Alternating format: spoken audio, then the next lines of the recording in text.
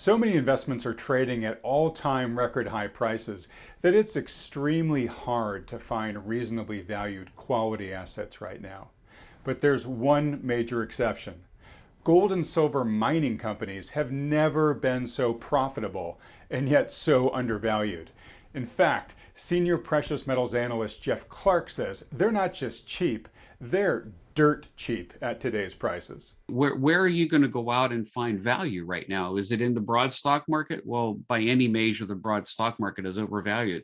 Is it real estate? Is it Bitcoin? Is it whatever? A lot of these things have had huge run-ups, and the only value that's really left out there is gold and silver, and especially the mining equities. Like you said, they're undervalued no matter how you compare them to the broad stock markets, to gold and silver themselves, to their own indices. Welcome to Wealthion.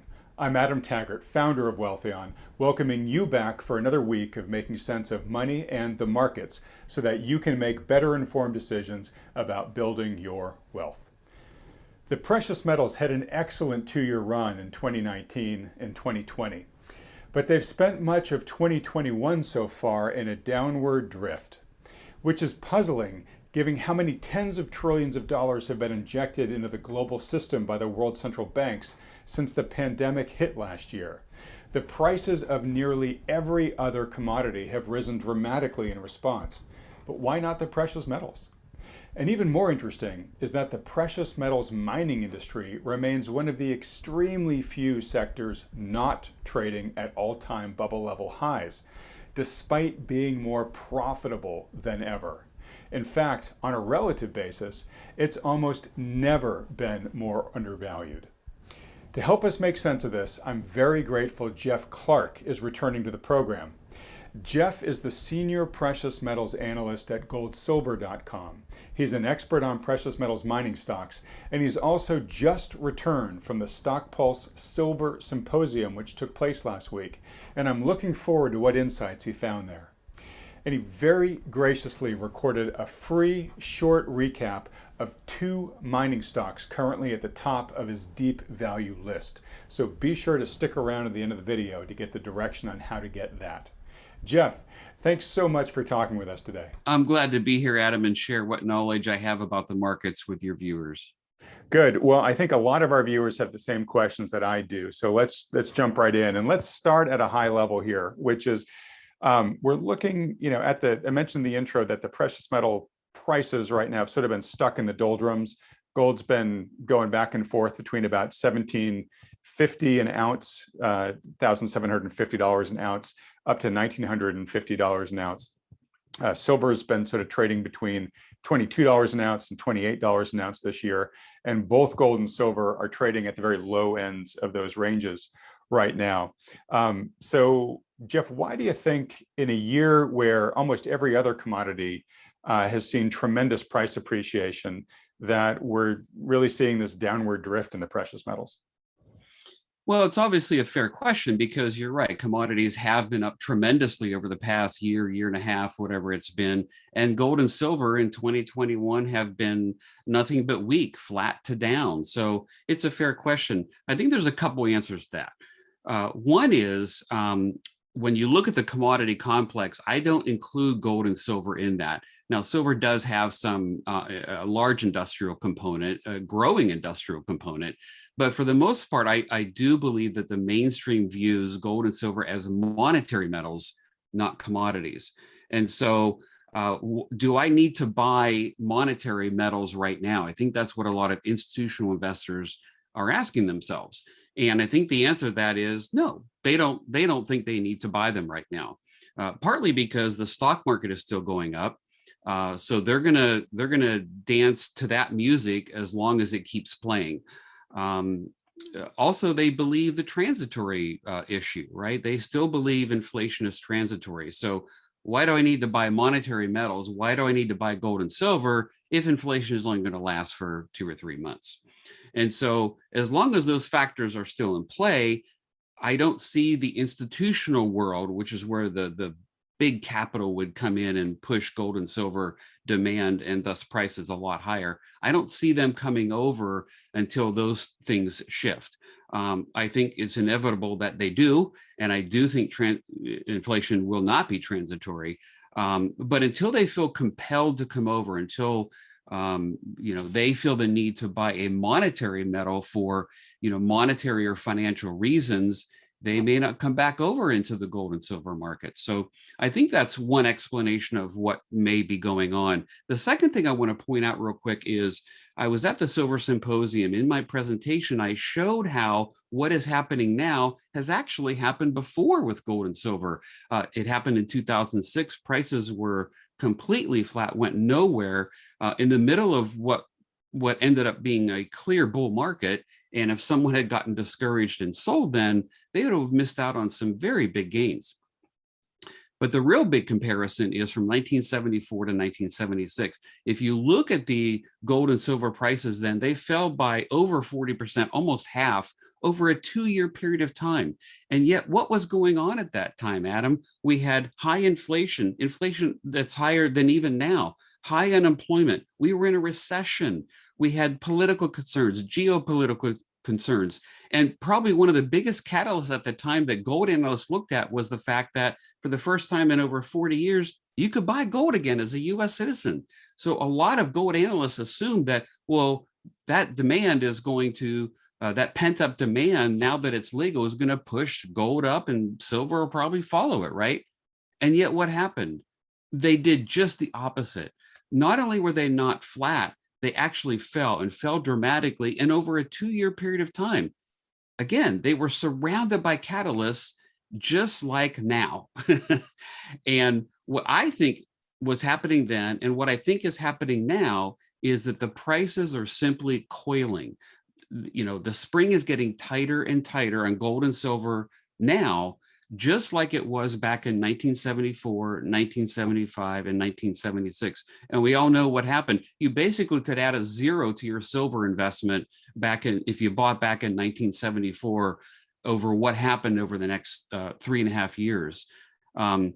So I think something similar is happening now. The spring on gold and silver is simply getting tighter because we're surrounded by simply too many catalysts that any one of which could ignite this market. And so I've just, because I have that big picture view, I've been using this opportunity to actually just continue to accumulate both gold and silver and the miners. All right. Well, great answer there. Yeah, and like you said, that list you rattled off back in the mid-70s there of concerns, rising inflation, slowing economic growth, geopolitical risk, energy shocks. I mean, those are all pulled from today's headlines. As you said, we have seen this movie before. All right, and you answered my second question, which is, did you see this as weakness in the metals or more of a consolidation, a coiling? And it seems very much like you see the latter. All right, I want to get onto the miners, but right before I do, just one last question on this. And I'm going to ask probably more just for my mental health than anything else. But you talked about how investors, particularly institutional investors, are not buying the precious metals for their monetary reasons at this point. But as I said in the intro, the U.S. alone has issued more than $10 trillion in stimulus, both monetary and fiscal, over the past 18 months or so. The rest of the world has added several additional tens of trillions to that. I think the average precious metals investor says, I'm buying it to protect against currency devaluation by excessive monetary printing. Like, why are those big investors not seeing, hey, this is the biggest increase we've ever had in global currency supply, so therefore I should probably own some of these precious metals to protect against that? Why are they not doing that right now? Well, I think you and I and many others, probably most people watching, see it and understand it and see, that at some point something, some type of monetary crisis is probably going to happen, because there is no free lunch. You can't be negligent to the extent that central bankers and politicians are today, and not have any type of fallout or consequences. We had the same thing again back in the 1970s, and eventually reality caught up to what was going on at the time, the circumstances. So I think, at some point, this is going to happen for us. In the immediate term, treasury yields have been spiking, and the U.S. dollar has been rising. Dollar's Those been two rising. That's things a big are, factor. Yeah. inversely correlated to gold normally and silver, and so that does partly explain what's happening, at least right now. But again, it comes down to the fallout, the real world effects of all those things. That's going to drive the people that don't see what we see into this market, in my view, and the demand will push prices higher. Again, I wish it didn't have to be a crisis, Adam, but how do we escape that at this point? I'm always trying to think, okay, what assumption do I have that could be wrong? I'm expecting a crisis, and gold and silver will respond to that. Well, how does that not happen? And I haven't come up with a good answer yet, which means I think my assumption is correct, that at some point we're going to have a monetary event. Mike Maloney has spent a lot of time talking about this, and that will definitely impact gold and silver, just like it did back in the 1970s, just like it did in 2006, 2007. Again, we've been here before, so I don't want people to get discouraged, because we've seen this before. It's happened before, and I think the spring is just getting tighter and tighter and tighter. Well, good answer. And, I interview a lot of other experts on this program, and sadly or not, the vast majority of them think like you, that the crisis is sort of unavoidable at this stage. And for those that haven't seen it, highly recommend watching the video I just did last week with Luke Groman, where he basically lays out very empirically why the Fed and most other central banks and world major economies are now in a trap where their only choice is to continue inflating ever more from here, which of course leads to destruction of purchasing power of currency in the long run. Jeff, I do wonder too if it's not a factor in play here, at least on the institutional side, is in the venture capital world, you have lots and lots of stories about companies that were going out there pitching, trying to raise capital, and they keep getting turned down again and again and again. But then once one VC firm is willing to invest in them, all of a sudden everybody wants to. It's sort of this darling at the dance kind of factor, which is once somebody starts showing interest in you, then everybody, suddenly doesn't want to miss out, right? And there's an old saying in advertising. This is back in the old days. I used to work for Yahoo, and we'd be trying to convince advertisers to buy digital media, and they would say, well, look, I can always just buy an ad in the Wall Street Journal or the New York Times. That's the safe thing for me to do. Nobody's ever gotten fired doing that. Why should I take a risk on this new whole internet thing, right? Of course, time has proven out. And I wonder if there's not a little bit of that here, where you talked about these folks are used to investing in stocks. The party in stocks is still going on. The old Chuck Prinz, you get a dance while the music's still playing. Nobody got fired yet for buying Tesla, right? And so I think that maybe what's going on is they're just going with what works until it doesn't anymore. And of course, you and I and many of our previous guests in this program have enumerated all the different reasons why this party is probably overextended and likely to end pretty painfully when it does, and who knows, maybe relatively soon. And maybe that will be the stimulus, that will be the spark that gets people realizing, okay, what was working isn't anymore. Where's true value? Where's true safety? And maybe that's going to be what sparks all this. Well, let me respond to that by telling you a quick story. So I was at a conference pre-COVID. In fact, it was just the month before COVID hit real bad in the US. It was the last conference I was at till recently. And one of the dinners, I got to go out with a company with a bunch of hedge fund guys. And while they were at a gold and silver conference, they were a precious metals conference, right? So they get the idea of gold and silver and holding it. They even acknowledged to me that the system is unsustainable. It can't last forever. But one of them actually quoted that line to me. We have to, dance while the music's playing, meaning they have to go with Apple and Tesla and all these others that are rising, and gold and silver are doing nothing. It's too bad at that, by the way, that they didn't, because they would have had a nice big run if they'd bought back in January of 2020. 2019, There was yeah. a big sell-off, but then there was a huge rebound, huge run. But anyway, that was their mentality. And Adam, the more of them I talked to, and this was multiple guys over several days, and the more I realized that, wow, they all think the same thing. They see the case for gold and silver, but they have to be in the stock market because even a hedge fund, they're filing quarterly returns, quarterly reports, right? Just like a company, they have to show performance. They have to show that they're doing well, right? And so they're going to go where the money can be made at that time, you know. But what really struck me was how scary the exit could be. They're all into the stock market. They really are. And that hasn't really changed all that much, as evidenced by the stock market continuing to rise, right? They're all there. It really is a movie theater. Every seat is taken, and the exit door is one little door off to the side, and they're all going to try to get out that door at the same time.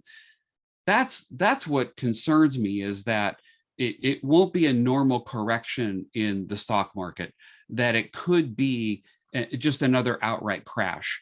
And if it is a crash, if it's just a waterfall sell-off, gold and silver would be impacted in that, because it becomes a liquidity event then, and they, you know, sell whatever they can sell, or the brokers do it for them. They automatically sell assets to cover, you know, losing ones, which could be gold and silver. So if it is a waterfall crash, I'm a little concerned that gold and silver would fall as well.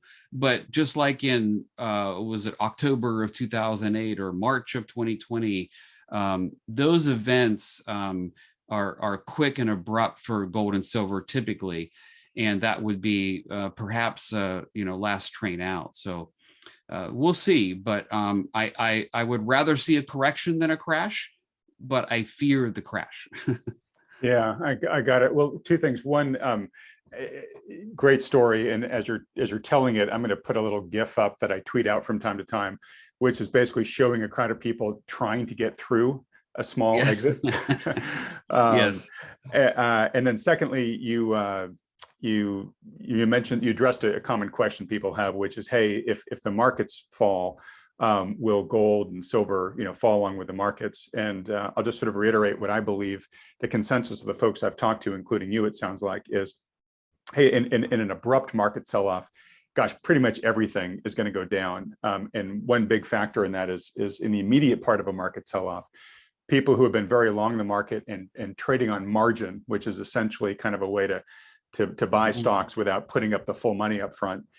You start getting what are called margin calls, where your brokers are saying, hey, you're now dangerously underwater in your position. We need you to add more to it in order to keep you in this position. Yeah, I just, sorry to interrupt you, Adam. I just saw a stat this morning about margin debt being at record highs in brokerage accounts. It's absolutely true. Yeah. I also saw a stat, I think a week or two ago, that retail investment in the stock market is at its highest level as well. So you couple all that with, you know, institutional investment, everyone crowded into that trade simply because it's going up. Yeah, I do hope it's just a correction. But I will tell you, if it's a crash and there's a liquidity event and gold and silver sell off, I will be turning over your couch cushions to look for change to buy more gold and silver. So, okay, well, you're welcome to whatever you find there. It may not be much, but you're welcome to it. Yeah, no, and you're right about the margin debt and the consumer debt, and you know, record margin debt or extreme margin debt is a classic hallmark of a late stage bull market cycle, right? That's when everybody has just sort of thrown caution to the wind and they're just borrowing as much as they can to buy securities. So last point on this is, when those margin calls are going on, you know, if you don't have the additional money to pony up to meet the margin call, which a lot of people don't, your broker will then just sell your position. And so what that does is it creates this vicious cycle where drops in price beget more drops in price by all the forced selling. So things go down real quick. So what happens there is anything that retains its value gets sold to meet those margin calls, and that oftentimes is what causes the initial gold sell-off in gold and silver. As you've said, and we've seen that happen in the past, it has been short-lived, and many times that is sort of the last train out of the station for folks that want to get on the gold silver bandwagon, generally before it tends to perform much better after that. Now, some people say, hey, Jeff, should I just wait for that moment before buying any positions in precious metals? Personally, I think that it's too hard to time, and in like most assets that you are investing in because you think they're going to get repriced, the action tends to happen much faster than you can react to in real time. And so it's just better to be building your position beforehand, to be positioned beforehand. Any quick thoughts on that? Yeah, I've been down that road before when I was a novice gold and silver investor. And this was the question I was always asking myself. And this is the dilemma that every investor who waits is going to face. Okay, do I buy now? Oh, wait, do I buy now? Oh, do I buy now? What about now? Do I wait? That's the question that's going to go through your mind all the time. And so, pardon me, because I see gold and silver as money, I think if you see them as money and not just an investment, that kind of answers part of the question for you. Just accumulate them on weakness. Just continue to buy weakness. That's the strategy I've taken. And on big sell-offs, I tend to buy even more. So I'm accumulating for the big picture, what I see taking place over the next 2, 3, 4 years, however long it plays out. So that's how I handle it. One more point I would make, Adam, is that if gold and silver, if there's not a crash in the stock markets and it's merely a correction, consider the fact that gold and silver are already down. They've already fallen. They're both down over 20%. So if there's not a crash in the stock market, it's merely a correction, the value is clearly going to be seen in gold and silver, and they may not correct anymore. They already have. They could turn and begin to rise again. So that's another scenario that could play out. We don't know exactly how it's going to play out, right? But if that scenario plays out, you may not get another buying opportunity. You may have to buy when they're rising. And by the way, you might have to pay a higher premium then as well, because as demand goes up, premiums predictably also rise. Yeah, I'm glad you mentioned that. I was just about to. And by the way, I do want to get to the mining questions because that was the main reason why I pulled you on today, but you're just giving such great material beforehand here. But yes, when demand increases in the precious metals market, which it does do, you have two factors that come into play quite quickly. You have the premiums that if you're trying to buy the bullion directly, gold and silver itself, the premium above spot price that you have to pay goes up when demand goes up. Secondly, supply can become an issue. And we saw this last year when people were freaking out during the very brief market correction we had but sharp market correction we had back in March and April last year. Inventory amongst the precious metals industry pretty much dried up. And you couldn't actually buy any physical bullion and get it in your hands quickly. You had to basically trust the provider that you were buying it from might be able to give it to you within weeks, in some cases even months. So it introduces a whole bunch of counterparty risk. And anyways, on those 2 points, Mike Maloney, who we've mentioned a couple of times already, he's famous for saying, look, if really the big event hits where money really rushes into the space, he said, gold and silver might become unaffordium and unobtainium, right? Where the price is just so high, you either can't afford it, and or you just can't find any to buy. So I know there's a lot more to talk about that, but let's save that for additional videos. Let's get to the miners, because there were several charts I saw recently that I really wanted to walk through with an expert like you. I'll put them up here, and they're from the excellent annual In Gold We Trust report from Incrementum. The first chart here shows that gold miners haven't been this profitable in decades. They are spitting off more free cash flow than ever. Now, let's contrast this with this next chart, which shows that these miners are trading near their 35-year lows when valued relative to the general stock market. And if you're looking at the y-axis there, folks, note this is a log chart here, meaning that it increases exponentially as you go up and down, as you go up the chart, and exponentially decreases as you go down.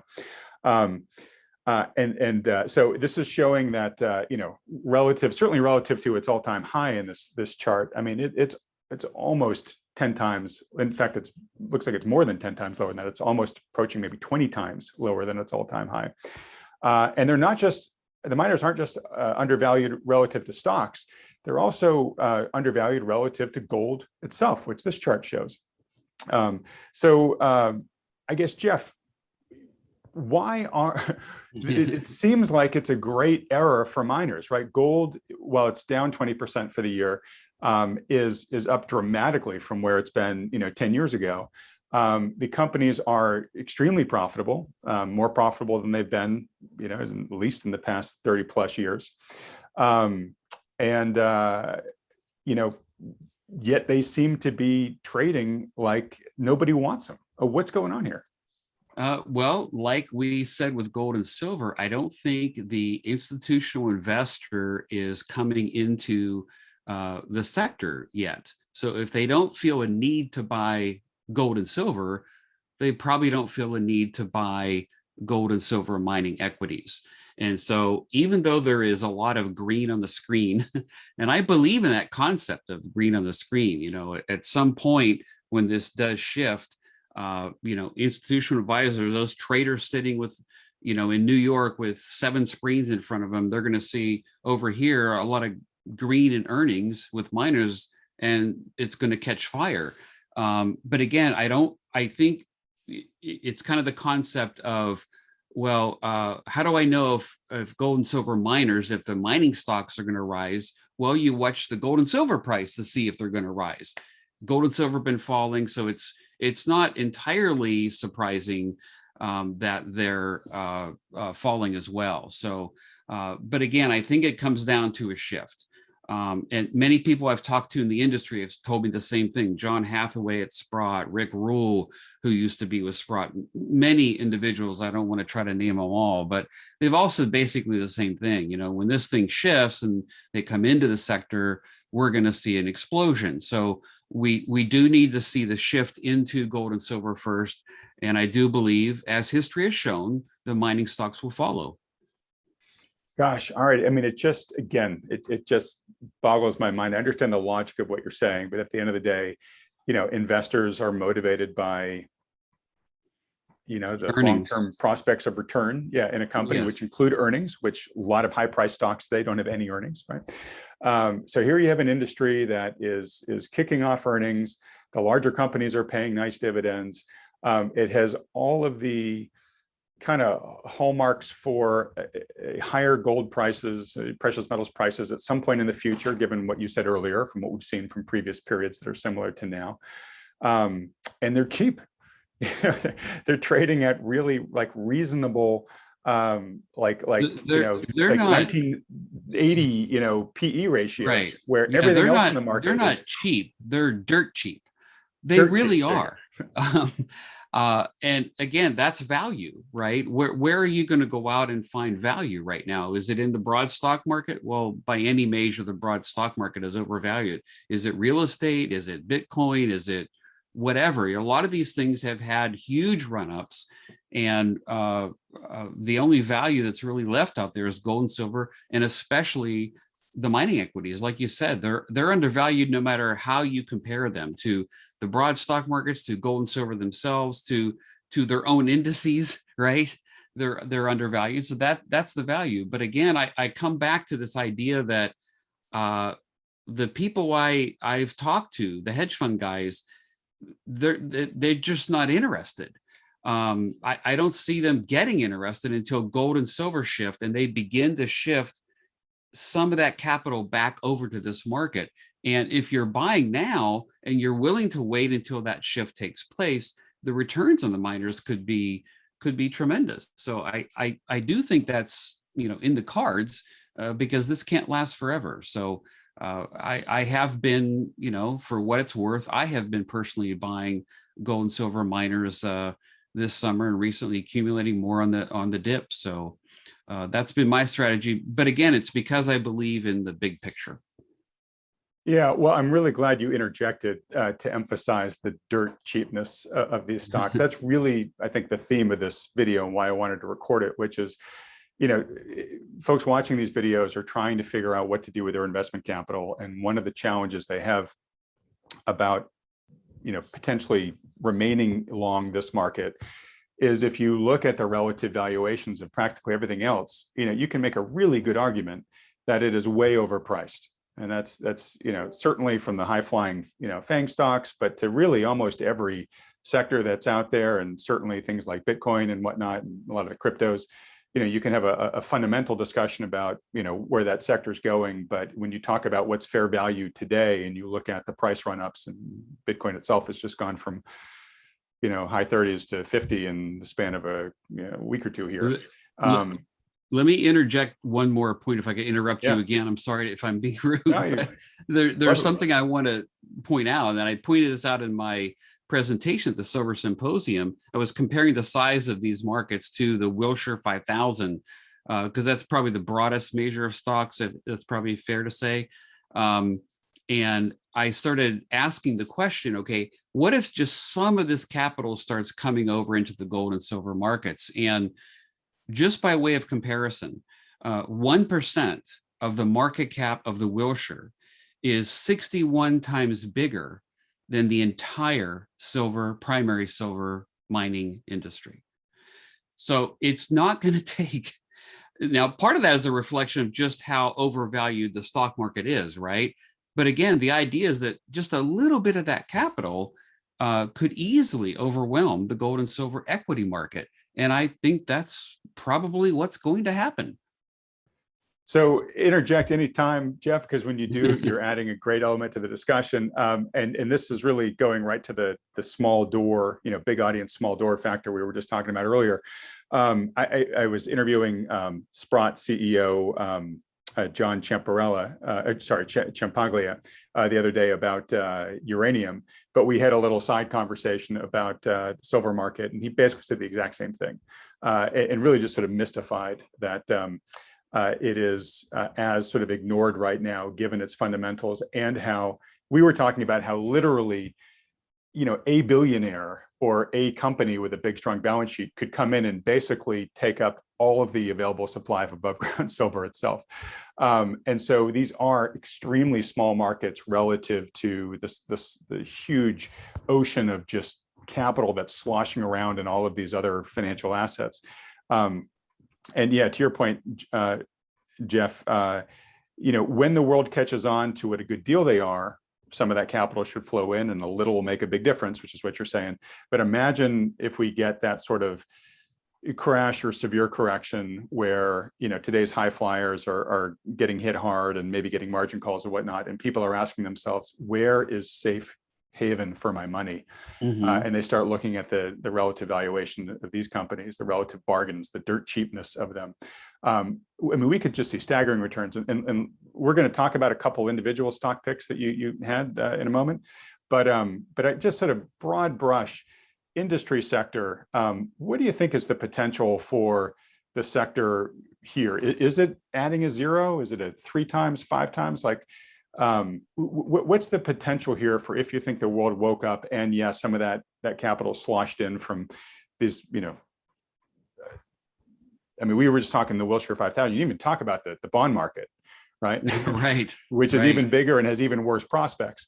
Right. So what do you think could happen if things play out the way that you think they should? Well, you've mentioned a crash, and that gold and silver and mining equities, everything goes down in the crash, right? Well, in October briefly, probably. Right. That's one scenario, right? So if that does happen, we can look at the past and see what's happened before. In October 2008, everything crashed.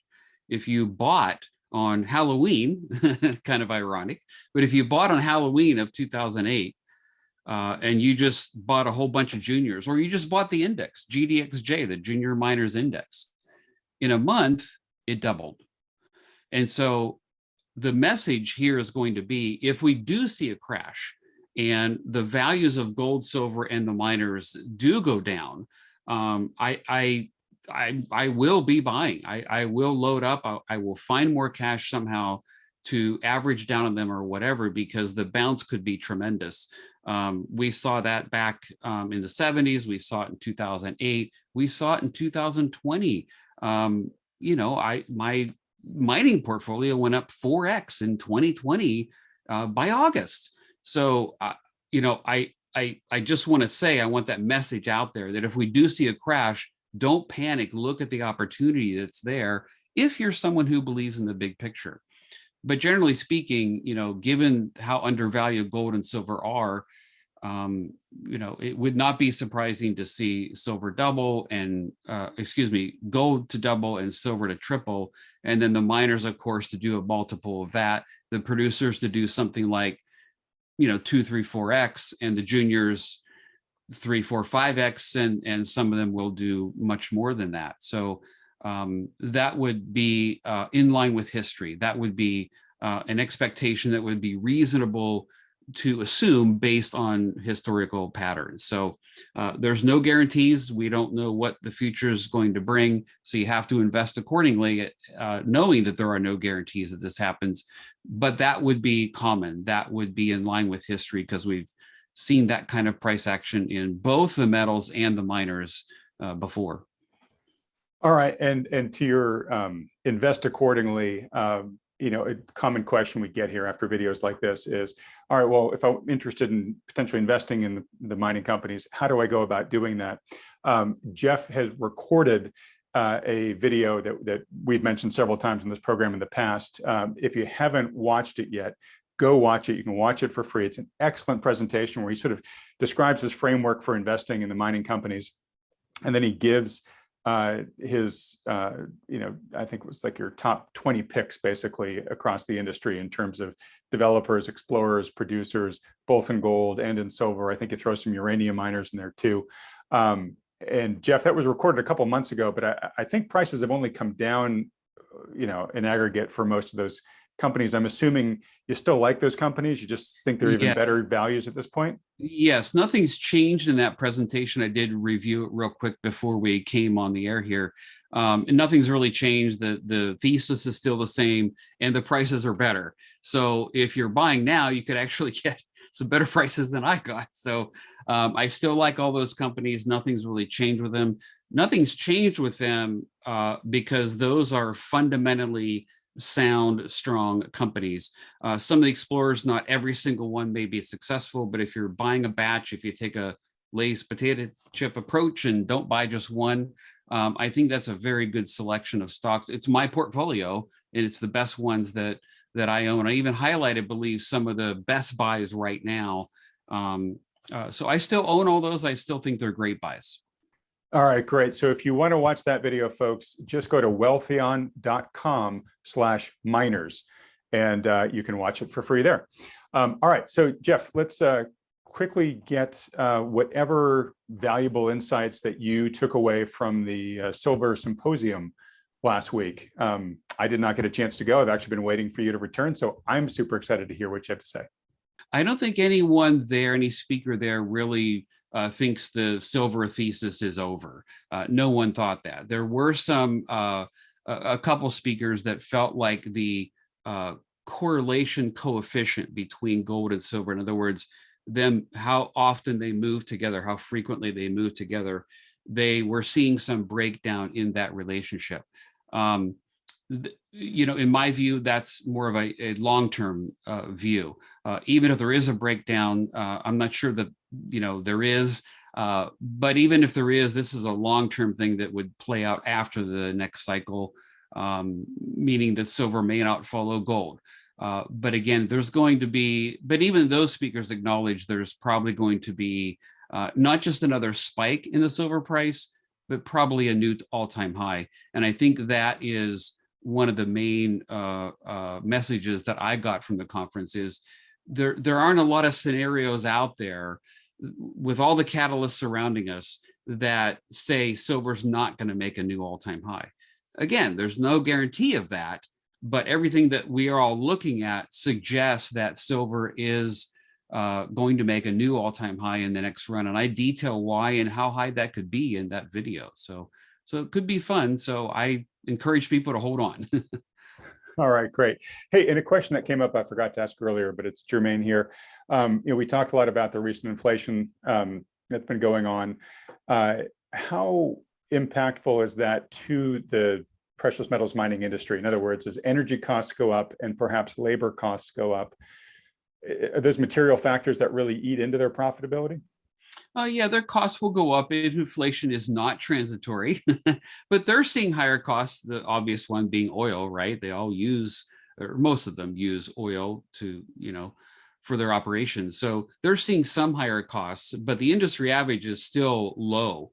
The interesting thing about that is do prices move higher? Gold and silver prices move higher, or do costs move higher? And the answer is costs tend to be a slower moving rise, while prices can be a spike and rise, right? So even with inflation, you could see a scenario where margins are actually increasing even while inflationary costs are rising for the miners. Once gold and silver go in the next run. So they can move a lot faster than inflationary costs. So it's possible that the margins you referenced earlier to gold and silver could actually expand as we go forward. So we'll see, but could be an exciting time. Wow. Yeah. It just seems the further I dig into the questions with you, the brighter the outlook looks for these metals. All right, Jeff. Well, look, if folks want to learn more about you and your work, well, I know you're very active on Twitter, so maybe we should talk about that. But where's the best place for them to go? And if it is Twitter, let them know what your handle is and what you do there. Well, I, write exclusive commentary for goldsilver.com. I love working with Mike Maloney. He's such an authentic, real person. I really enjoy working with him. And so my commentary does exclusively show up there, and then it gets distributed to other outlets. So, but all of our research, including Mike's videos and everything we do there, is at goldsilver.com. If you sign up for the newsletter, you actually get the all of our research before we release it to the public. Yes, I am on Twitter. It's sort of a love-hate relationship, but I am active on Twitter. And my agreement when I got on was I would share my personal picks. So if anyone's interested, I do disclose what I buy and sell, primarily focused on buying. Sometimes when I've announced I'm selling something, it tends to upset someone. So I've kind of pulled back from that. So it's mostly what I'm purchasing and why. But if you're interested, I do disclose what I personally buy there. It's at The Gold Advisor on Twitter. Great. And for folks watching, the recommendation that we've made many times on this channel, because lots of people smarter and more experienced than us in the precious metal space make this, which is if you're going to invest in individual mining companies, you can buy some of the industry ETFs, the GDXs, the GDXJs, et cetera. If you want general exposure to this sector, you want to capture the beta of the sector, as it's called. But if you want to try to get the alpha, which is the outperformance that an individual company can make above and beyond the sector itself, there are a lot of companies out there. It takes a lot of time to really understand what makes one differentiated from another. And if you don't have much experience in this space, it's really hard to determine the prospects of one versus another. And so the strong recommendation is to follow an expert who follows this industry and has done so for a long time. They've got a demonstrated expertise, a demonstrated track record. They've got a brand to protect. They have industry relationships. These are guys that can talk to management frequently, have gone out and visited the actual mines themselves. So there are several, gold and silver newsletters, mining newsletters that you can subscribe to. Jeff's Twitter feed is kind of like a free newsletter, where you've got this expert here who is sharing his picks with you. So anyways, just keep in mind though, that I do tend to speculate a lot. I don't own a lot of producers, for example. So I do tend to speculate. So my strategy may be different than someone, and someone should really use Twitter just as an idea forum, an idea that they can then take and go conduct their own due diligence on. But yeah, what a great time to be educating oneself on gold and silver and the miners, especially right now, Adam, because if we're right about what's ahead, that education could really serve someone well over the next few years. All right, well, very well said. And as I mentioned at the beginning of the video, we also have a bonus gift from Jeff. So he and I just sat down and he gave me a quick summary of two of the precious metals mining companies right now that have his particular interest right now as being really deep value opportunities in the space. And if you want to watch that, you can watch it for free right now, simply by going to wealthion.com/Jeff. All right. And with that, Jeff, thank you so much for your time. It's always wonderful to have you here on the program. I have a strong instinct that the precious metals space in general, but the mining space in particular, is going to give us a lot to talk about in the coming months. So I hope I can invite you back on again. And for folks watching, if you want to support this channel, see great guests like Jeff again in the future, please just hit the like button and then click the red subscribe button below if you haven't already, as well as that little bell icon right next to it. Small step on your behalf, but really does make a big difference for us in getting this content out there into the world. Jeff, again, I can't thank you enough. Thank you so much for coming on. It was great, Adam. We'll do it again. And who knows, by then, maybe gold and silver will be having happier days. All right. Well, from your lips to God's ears, buddy. Thanks so much.